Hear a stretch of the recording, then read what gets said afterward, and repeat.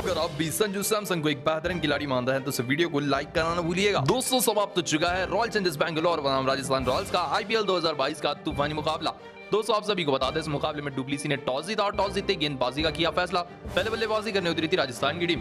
दोस्तों सिराज ने इस तरह से यॉर्कर गेंद पर एलबीडब्ल्यू आउट किया देवदत्त पडिक्कल को, जो मात्र 7 रन बनाकर 7 गेंदों का सामना करते इस मुकाबले में आउट हुए।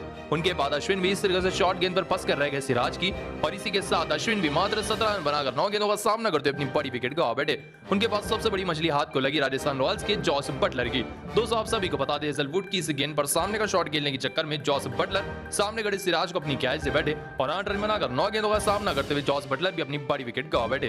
दोस्तों इनके बाद इस तरह से रिवर्स शॉट खेल बैठे टिके हुए संजू सैमसन।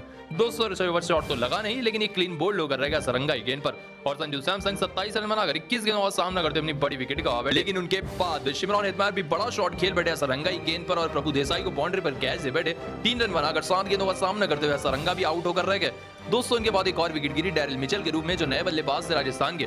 दोस्तों हेजलवुड की इस गेंद पर मैक्सवेल को कैच से बैठे 16 रन बनाकर 24 गेंदों का सामना करते आउट होकर रह गए। लेकिन अंत तक बल्लेबाजी की इस मुकाबले में रियान पराग ने, जिन्होंने इस मुकाबले में तूफानी अर्धशतक भी लगाया। दोस्तों इस मुकाबले में रियान पराग ने 56 रनों की तूफानी पारी खेली और इस मुकाबले में राजस्थान को पहुंचाया 144 रन के लक्ष्य पर 8 विकेट के नुकसान पर, और आरसीबी को यह मुकाबला जीतने के लिए 145 रनों की दरकार थी। ऐसे में इतने टारगेट का पीछा करने उतरी आरसीबी की टीम। दोस्तों आरसीबी की शुरुआत उतनी कुछ ज्यादा बेहतरीन नहीं रही, क्योंकि कोहली और डुप्लेसी नए सलामी बल्लेबाज बनकर आए थे। दोस्तों इस तरीके से शॉर्ट गेंद पर फंस कर रह गए कोहली प्रसिद्ध कृष्णा की, जिसके चलते इस मुकाबले में कोहली रियान पराग को कैच से बैठे और 9 रन बनाकर 10 गेंदों का सामना करते विराट कोहली अपनी बड़ी विकेट गवा बैठे। दोस्तों उनके बाद अगली विकेट गिरी कप्तान फैफ डुप्लेसी की, जो कुलदीप सैन की इस गेंद पर सामने का शॉट खेल बैठे और जॉस बटलर को कैच देकर 23 रन बनाकर 21 गेंदों का सामना करते अपनी विकेट गवा बैठे। दोस्तों उनके ठीक बाद मैक्सवेल भी इस तरीके से एच देकर स्लिप में अपनी बड़ी कैच दे बैठे और 0 रन बनाकर इस मुकाबले में आउट हुए और खराब बल्लेबाजी के चलते आउट हुए।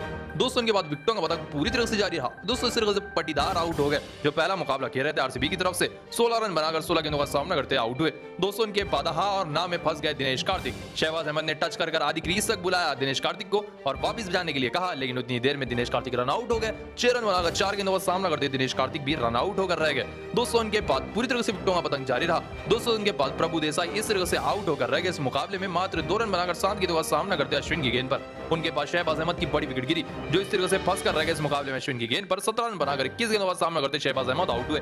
उनके बाद इस तरह से हसन रंगा भी आउट हो गए। 218 रन बनाकर 13 गेंदों का सामना करते कुलदीप सैन की गेंद पर कैच एंड बोल्ड हो गए हसन रंगा। आखिरी विकेट थी हर्षल पटेल की, जो 8 रन बनाकर 11 गेंदों का सामना करते आउट हुए, और सिराज 5 रन बनाकर 5 गेंदों का सामना करते आउट हुए, और इसी के साथ आरसीबी मात्र 115 रन पर ऑल आउट हो गई और 29 रनों से राजस्थान की टीम ने तूफानी मुकाबला जीत लिया। जी हां दोस्तों, एक लो स्कोरिंग मुकाबले को राजस्थान रॉयल्स ने 29 रनों से शानदार तरीके से जीत लिया आरसीबी के खिलाफ। तो दोस्तों आप राजस्थान की इस बेहतरीन जीत को 5 में से कितने नंबर देंगे, इसका जवाब हमें कमेंट में एक बार जरूर बताते हुए जाएं। वीडियो सही हो तो एक दिल से लाइक करें और इसी क्रिकेट की खबर